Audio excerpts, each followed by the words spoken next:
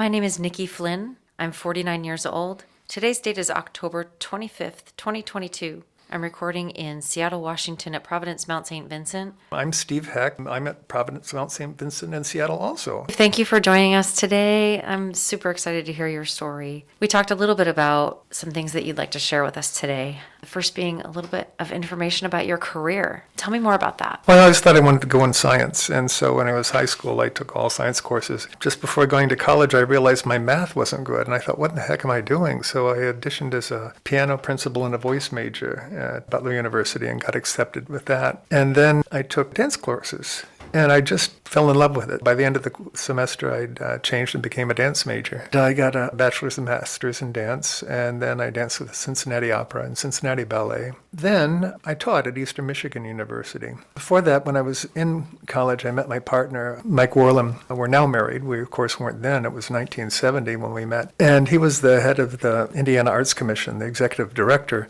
When I then went to Eastern Michigan University, he decided to quit with arts administration and coast for a year, which he did. So I decided I'd like to try administration too. So I managed the dance training program and the artists in the schools program for Michigan. We were both passionate about tempering a lot of the elitism in the funding of the arts. We were both pretty much grassroots people. By the end of that second year, the job was just indescribably horrible in terms of how the office was managed, and the turnover was rapid as anything. We were in Detroit, and so we thought, well, where do we want to live? So at that time, the big up-and-coming arts places were Minneapolis, San Diego, and Seattle. And we both had connections in Seattle, so we decided to just take the plunge and come out here, which we did. And we're unemployed for like 9 months. We couldn't get interviews in arts administration or anything. I went to a thing called Snelling and Snelling, which used to exist. It was a job placement organization. I went to Cornish Institute, so I began teaching part-time with them. And by the end of the year, I was on full-time faculty. So I taught there till the early 80s,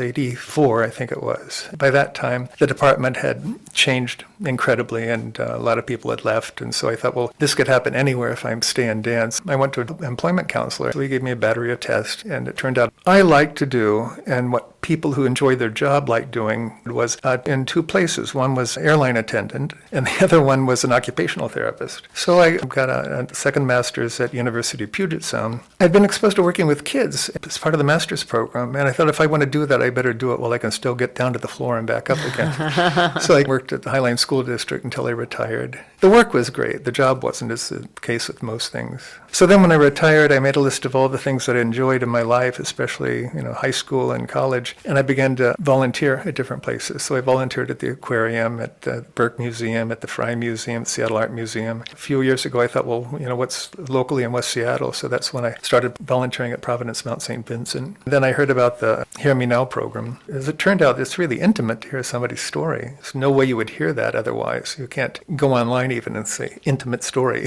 But Right. have somebody sit and tell you about their life and what happened to them and what affected them, it's quite moving. Oh, I've been a practitioner of Buddhism for 40 years, so that's been something that informs everything I do. There was a sister prison to Alcatraz, used to be in Puget Sound, it was McNeil Island. For them to meet as a Buddhist or a meditative group, they had to have an outside sponsor. They couldn't even gather together. And so for 10 years until it closed, I went down a couple times a month and facilitated their meditation program, literally a captive audience. So I began to recruit different teachers from different lineages and have them come in. The neat thing about that was, since it was on an island, the staff had to commute on a ferry. So it was like a 25-minute ride. So everybody got there and they'd go and chill out. They'd play cards and talk, and then at the end of their shift, they'd do the same thing in reverse.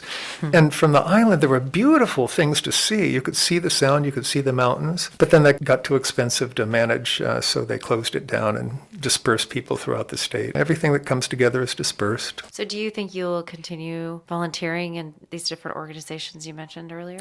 I think so. I loved doing docent tours for the Seattle Architectural Foundation and for the Frye. My hearing began to deteriorate, so I stopped doing it. But now I've got much better hearing aids. They're sweet. I can go to a restaurant and I can track a conversation, which is just another godsend. I'm thinking about being a docent again at the Frye. That would be fun.